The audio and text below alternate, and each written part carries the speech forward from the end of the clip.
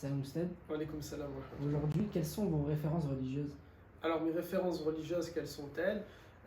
Ça peut peut-être être compliqué de citer comme ça des savants parce que je vois certaines personnes arriver derrière leur écran et se dire ah tiens le tien il a cité ce savant-là.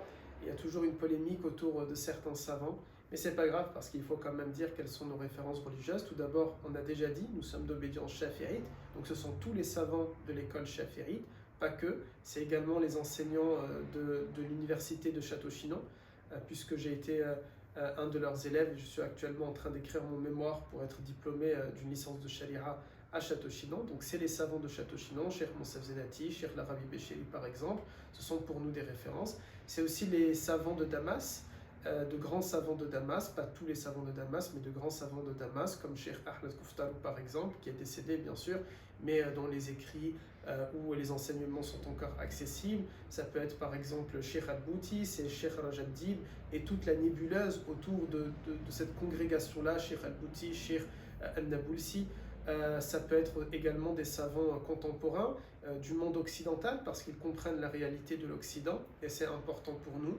C'est par exemple Cheikh Yasser Qadi aux États-Unis, Ansat Amaragré également aux États-Unis, ça peut être Normal Ali Khan aux États-Unis là encore. Donc c'est un peu tout ça, c'est tout simplement des savants qui sont au fait de la société, qui vivent dans la société, qui vivent dans la même société dans laquelle moi j'évolue, dans laquelle vous évoluez, à savoir la société occidentale, ou qui même s'ils ne vivent pas dans une société occidentale, ça a été le cas de Cheikh Al-Bouti ou de Cheikh Rajab Dib, ils sont quand même au fait et au courant de, comment on peut dire ça, de cette réalité de l'islam, que l'islam, il ne va pas s'appliquer de la même manière si on est dans une terre arabe que si on est dans une terre non arabe.